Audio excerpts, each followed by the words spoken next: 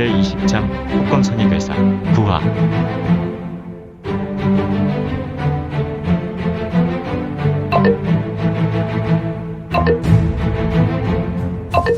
구독과 좋아요, 알림 설정 부탁드립니다.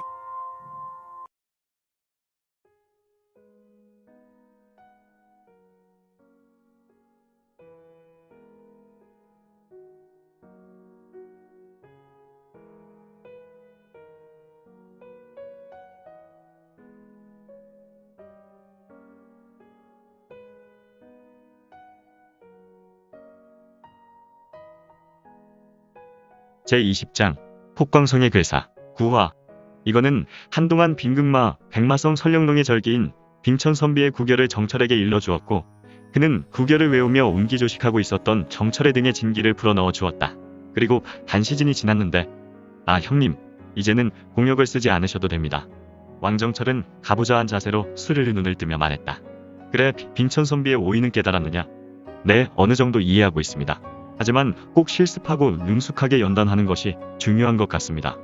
연습은 곧 전투라 생각하고 연마하면 더욱 진보할 것이다. 그러면 이제 우리는 이곳을 정리하고 나서면 되겠다. 네, 하지만 최근 저는 누구와 싸움을 해본 적이 없습니다. 그래, 요즘 내가 점성술을 좀 하는데 너는 객잔에서 싸움을 시작하지 않았느냐? 이제 싸움을 할 일이 더욱더 많게 될 것이다. 네, 하지만 객잔에서 만난 상현 분타주와 그의 부하들은 피라미입니다. 저는 아마도 진정한 강자를 만나면 형님께 당한 것 같이 힘을 쓰지 못할 것입니다. 이 녀석, 생긴 것은 산중대왕으로 호령하는 산적과 같이 생긴 녀석이 마음은 조금 여린 것이 있구나. 철아, 너는 그러한 것을 미리 생각하며 염려하지 마라. 그러한 염려들이 오히려 자신의 능력을 스스로 제한하게 하고 온전히 잡력을 끌어낼 수 없어 쉽게 자신을 종이 호랑이로 만들게 한다. 그러니까 너는 최선을 다하면 되고, 또한 만약에 힘이 조금 모자란다고 하면 내가 옆에서 도와주겠다. 야, 이 형님, 사람들을 들었다 놨다. 조금 감동인데. 일단 여기 있는 것들을 좀 정리하자. 남은 고기는 내가 처리하나. 너는 보찜을 챙겨라. 아무래도 태행산에서 한 사흘 정도를 보내야 할 것 같구나. 다행히 어제 혈서가 처리하기 전에 곰의 허벅지 살 일부 닭을 떠서 아침에 널어두었는데 조금 덜 건조되었으니 이거는 고목에 널어두었던 곰의 살들에 산매 진화를 일으켜 유포로 만들었다. 이거는 그의 무공을 생활 무공으로도 잘 이용하는 것 같았다.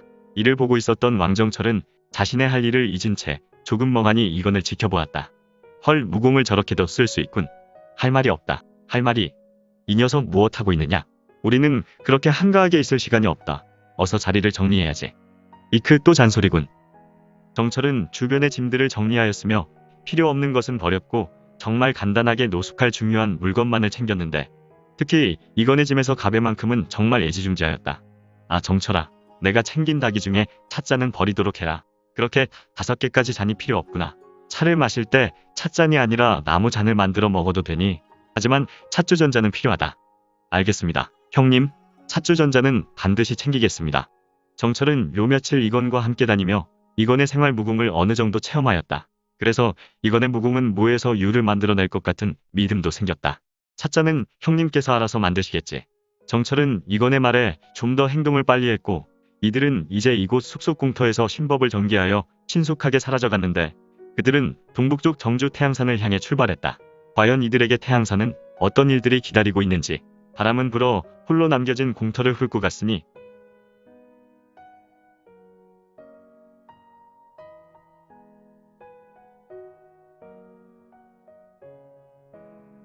정주 태양산 8천엽 인근.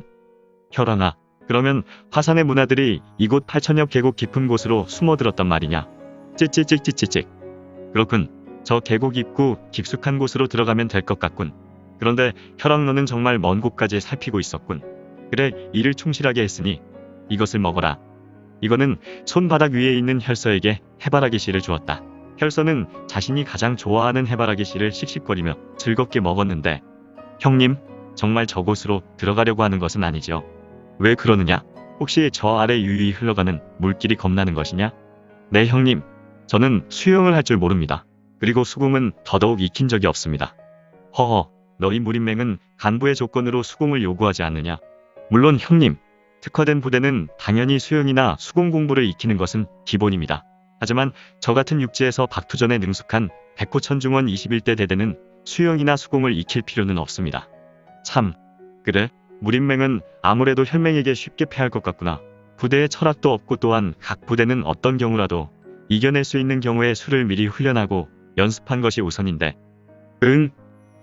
아무튼 너는 너무 염려하지 말아라. 우리는 그곳 절벽에 붙어서 이동하면 되고 대신 너는 벽호궁은 알고 있지 않느냐? 네, 물론 알고 있습니다. 철아, 여기 길이 비록 협소하지만 유사시의 벽호궁으로 절벽을 타면 되니 너무 두려워 마라. 하지만 형님, 이곳 8천여 배 물길은 수심이 바다와 같다는 이야기가 있습니다. 허허, 녀석, 너는 물길이 무서우면 최후의 나를 붙들고 놓지 않으면 된다. 나는 수공 공부 또한 다른 사람에게 부끄럽지 않은 실력이니 말이다. 헤헤헤. 그럼 형님만 믿겠습니다. 저는 물이 싫습니다. 혹시 제가 물에 빠지게 되면 저는 결코 혼자 빠지지 않습니다. 물귀신 작전입니다. 물귀신 작전? 어디서 많이 들어본 말이구나. 아, 제가 어렸을 때 아버님께서 시간을 내서 고려에 저를 데리고 가는데 그곳 어촌의 한 어부가 이런 말을 하더라고요. 같이 물에 빠지는 것을 물귀신 작전이라고 하네요. 그러냐? 고려라. 그래. 내 후손들이 있는 곳이란 말이지.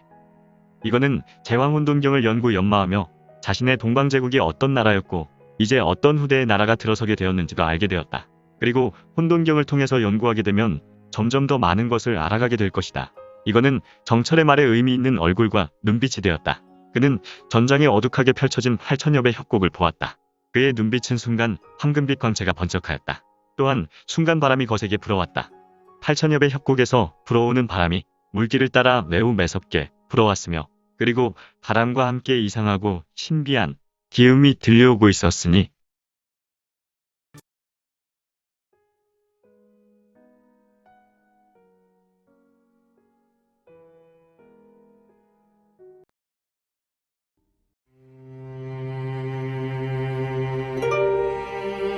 오늘 준비한 내용은 여기까지입니다. 아쉽지만 다음 시간에 만나 뵙겠습니다. 모두 건강하시고 최고로 멋진 하루 되세요.